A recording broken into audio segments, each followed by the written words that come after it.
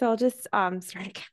So Mikki Brammer is an Australian writer based in New York City. She spent her childhood in Tasmania before living in several different parts of Australia, as well as France and Spain. In addition to fiction, Mikki writes about architecture, art, and design for publications, including Architectural Digest, Dwell, Elle Decor, Lux Interiors and Design, Metropolis, and Surface. Wow. Okay. So we've experienced such love for this book over the last week or so. It's such an unusual premise. How did you come up with it? What was your inspiration? Um, yeah, well, first of all, thank you so much for having me. I am so honored that you selected Clover for the August Book Club, especially because you've had so many wonderful books as your selection. It's such an honor to be alongside them. I it came from, so I'm a journalist and I never actually planned to write a book, let alone a novel. But ever since I was a kid, I'd always had a fear of death, which I think, having looked into it now as an adult, I think came from the fact that there was a lot of death in my family early. So I was quite aware of it, and that and it kind of just compounded, but that's another story. But so I realized in my 30s, because I'm someone, when I'm afraid of something, I usually make myself do it until I'm not afraid of it anymore. So I thought, instead of avoiding everything to do with death, maybe I could be curious about it and, start to explore why I feel this way. And then, so I live in New York, and in New York, you can go down a rabbit hole of anything. So I went down a rabbit hole of all things mortality and death and grief, which was very confronting for someone who avoided those topics. And so I started going to, talks by hospice doctors and lectures on stoicism because, they were very interested in death. And I found these death cafes, and I stumbled across it the same way Clover did in the New York Public Library. I just found a flyer one day and I thought, oh my gosh, I could never do that. But in the spirit of being curious, I did. And through that process, I learned about the concept of a death doula, and I was just so fascinated because I wondered who would dedicate their professional life to watching people die, and it really struck me as something so noble to do. And I began to wonder what kind of person would choose that, and that's when kind of the idea of Clover came about, and what her backstory would be. And then I thought, well, maybe is there a way I could write a book that takes all these things that I've learned in this exploration that have helped me come to terms with my fear, and put it in a novel that is joyful and uplifting and optimistic. So someone like me who wouldn't normally read a book like that could kind of, it would be palatable for them and they would feel like it was accessible. So Clover's coming of age story was a little bit of a Trojan horse, because hopefully you get caught up in her journey, that all of the death that's happening around her is less confronting than it normally would be. Okay. So what was the difference in writing a full length debut novel versus your other writing? And did you find it more difficult? Yeah, it was, just because I'm so used to writing, a 700-word article, 1,000-word article probably was the maximum I'd write, and then submitting it and never thinking about it again. And so to write, the Clover's about 90,000 words. So to write something like that and to be in the same thing every day for, quite a few months was, it was definitely a shift. But I did approach it a little bit like writing articles. I'm working on my second book now, and I kind of break it up into chunks. So, and you'll probably notice that the chapters are quite short, which I kept because I like that as a reader, because I feel like it propels you through the story. So I just would, say I'm writing 1,500 words today, and that was essentially a chapter. Sometimes they were longer, sometimes shorter, but it was almost like writing, a mini article a day. But it was definitely a change. Okay. So writing about death seems like it would be tricky. A lot of members were pleasantly surprised that it wasn't more morose. What was this difficult for you, and did it come naturally, or did it come naturally for you to tackle such a heavy subject without being a downer? I think I had the advantage of being my target market, so someone who would not read a book about death. So in that way, I think that helped me kind of cloak it in these um, the these characters and the things that happen in a way that hopefully mitigates that moroseness. I set it in New York on purpose because even if people have never been to New York, they know it through movies and TV. So it's something that's familiar, especially the West Village and a lot of the landmarks that are mentioned. And so I wanted to give that as something that felt familiar to the reader so that it was kind of this that stayed with them while they were navigating these less familiar or less pleasant topics. Okay. So just personally, I was talking about your book as I was reading it, to people that I know and recommending that they read it. It's so good. And they would say, "Oh, what is it about?" And then I would share kind of a brief, and then immediately the reaction was, sounds interesting, Yeah. but that's not something I would read about. Uh-huh. And I would laugh in my head thinking, how would you have pitched this book? And how did you find people's responses when you were trying to pitch your book?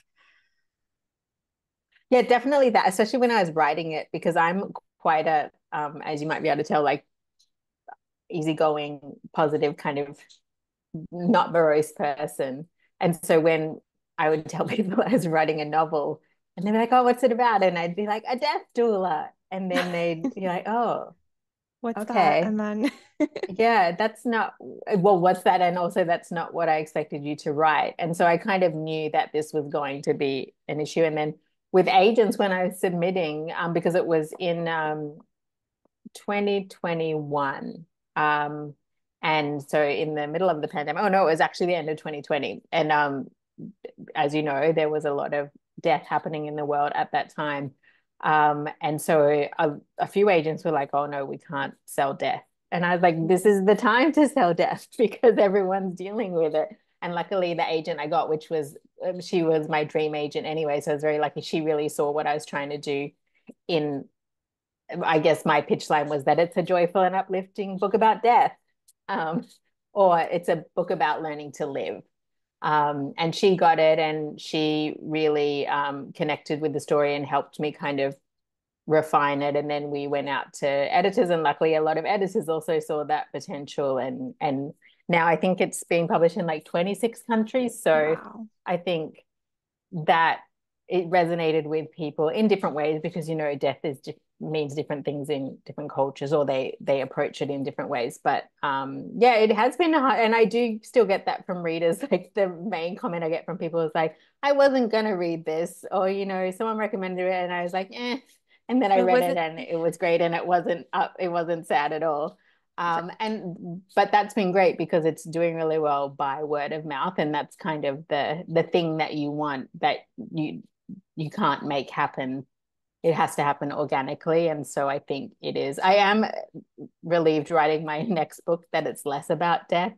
And so I think it will be an easier sell. Okay. I am excited to hear about your next book if you'd want to share.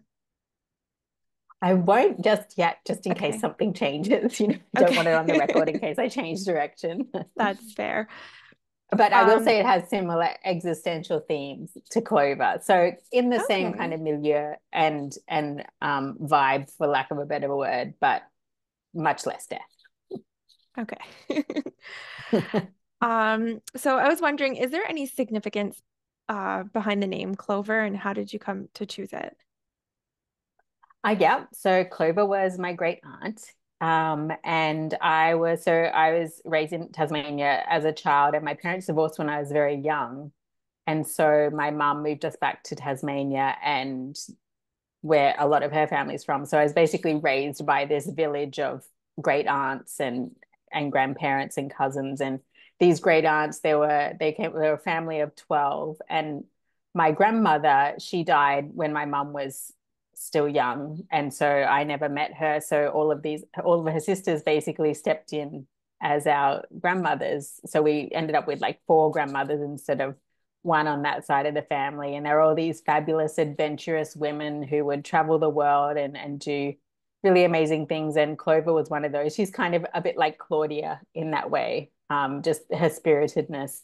And I always loved, she was such a role model. And so I really wanted to honor her. But interestingly, when I went back to Tasmania for when my book launched there, her son came to one of my events, my cousin, and he said she was a nurse, which I knew. And he's like, but did you know that she used to work with private clients and would go and nurse them until they died?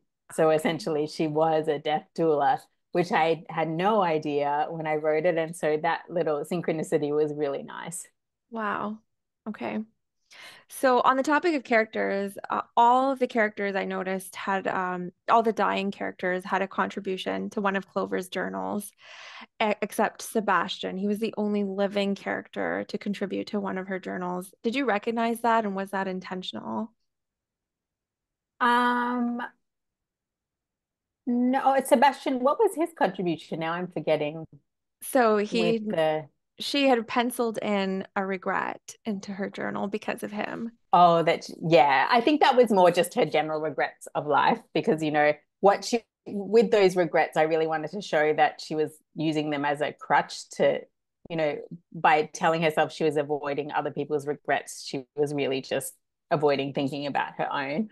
But yeah, I did really want to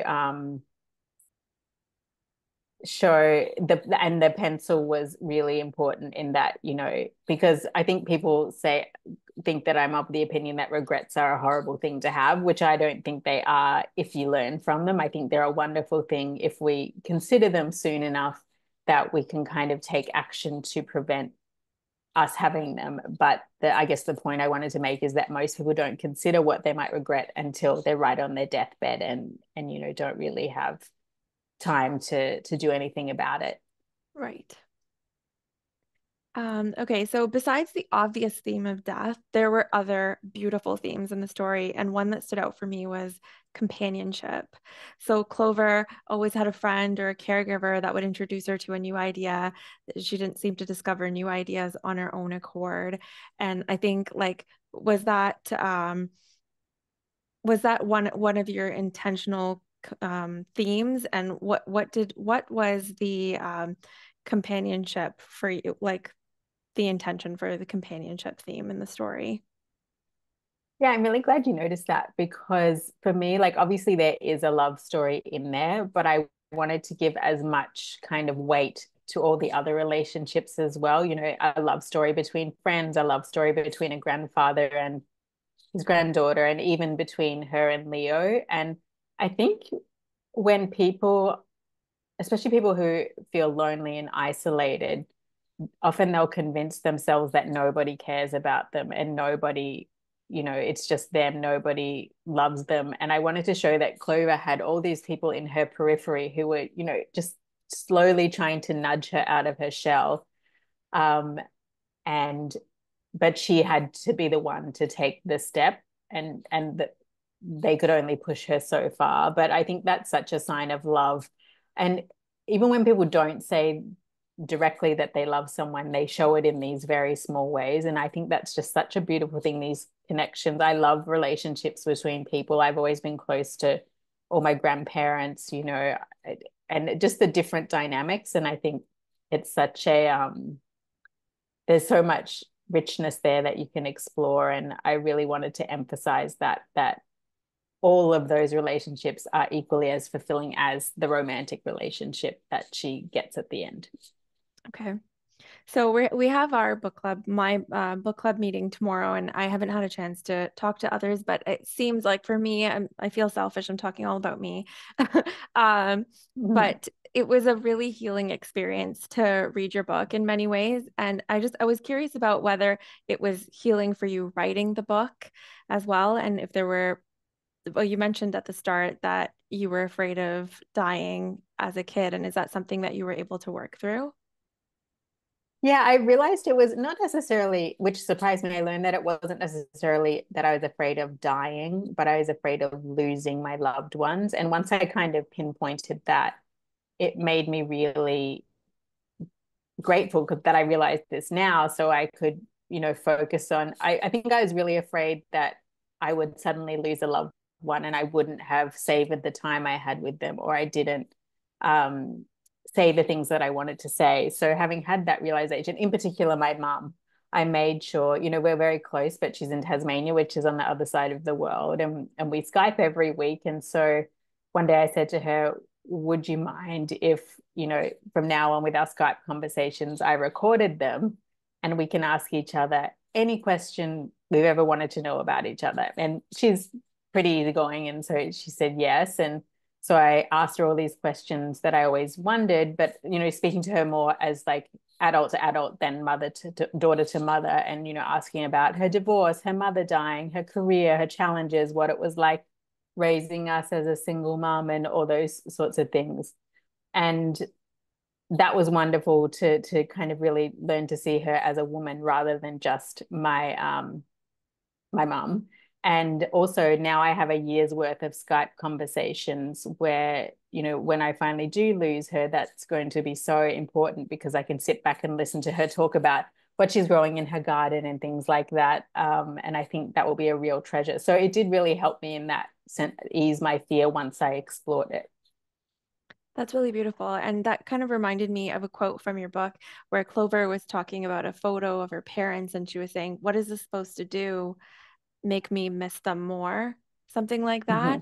Mm-hmm. Yeah. And it's really made me question what I take pictures for. Like, why am I doing this? I even when I look back in photos of my own kids, I feel sad. Like that's the person that I've now lost and they're a different person. And so I'm just curious, like these treasures of your mother, like, um, can you put that into perspective? Like, is that something to be like positive? How can you put a positive spin on that? Oh, well, for me, it is positive because it's capturing her talking about her daily life. So when I don't get to have calls with her anymore, Mm, I will. I feel like I have said everything I've said that I want to say to her. She knows how much I love her, how grateful I am to her. And now we really talk kind of very openly. And so when eventually she does die, we've had those conversations. So I feel like even though nothing's going to make it easier, right. I think having that is going to give me some comfort. And also, for example, she loves weaving. And that's the one thing I associate with her above everything else. And so I have a video of her talking about weaving, doing her weaving, talking about how much she loves it. And it's so lovely to see her in her element like that. And I think that's something that I really will treasure once I don't get to talk to her anymore. So it might sound depressing, but in a way, it's helping me kind of make sure I don't have that regret of Okay. not having said the things and not having savored the time with her. And now I do that with all my friends and loved ones, savoring time rather than always thinking about the future or being distracted about things. I think it just helped me be a lot more present. Okay. So one of our book club questions that we're going to be asking at each of our meetings is, and I want to pose the same question to you. If today were your last day on Earth, which of Clover's notebooks do you think that you would end up in and why? So there was advice, Um, regrets, and confessions. yeah, I mean, I think well, a lot of the advice and confession, well, no, the confessions weren't mine, but like the regrets in the book were mine anyway. So, for example, I Okay. didn't eat mangoes until I was 30, and I really regret that. I think advice, I think having written this book, I really, it has made me take the time to go, what would I regret? Excuse me. And and I think I've taken steps to make sure that doesn't happen. I think you'll always have some regrets, but I've done my best and I really do try to savor each day. So hopefully I will just have this book as my kind of final words. But I think probably advice I would have to pick. I think the cautiously reckless, that was something that when I interviewed Jane Birkin when I was a journalist, she gave me that advice and I always loved it and I had lived by it since then. And so I love to be able to share that. So I think that would probably be my advice as well via Jane Birkin. Okay. So I just have a last question here. Someone pointed out to me that you made a comment about Frederick Backman. Do you remember what that was? And would you mind sharing it with us? Um, in a I love previous his books. I interview. think he's wonderful. Yeah, I think it was, oh, someone asked me about characters, and how, whether he bases well, they asked me the same question that I'd heard him asked at a reading I went to of his in New York. And he described it so well. He said that when he creates characters, it's like making orange juice. So it takes a lot of different oranges to make orange juice, which is the final product. But each of those oranges is, unique in some way. And in the same way, when he builds characters, he creates them from many different people. And I tend to do the same. I really find people interesting, and I would say I observe a lot. And so I pick up little things from, strangers, people I meet, people I know, and then build those all into characters. Okay. Well, thank you so much, Mikki. I just want to say that, at our book club, we always have very wide opinions on books, and this book, I feel like I'm only hearing positive things from everyone. Oh, So wow. I'm really excited for you, and for me, anyways. You'll be an auto buy author, so I hope that's the Oh, case thank for you. everyone. And good luck with your next book. Thank you so much. And thank you to everybody who's attended and is watching the recording. I really appreciate your support. There's so many wonderful books in the world. So the fact that you would take the time to read mine is so, I so appreciate it. So thank you. Thank And I you. think I'm meeting up with the New York Book Club tomorrow Nice. in person. Well, I hope Yes. you enjoy So it. yes, thank you. All right. Okay, See you bye. later. Bye.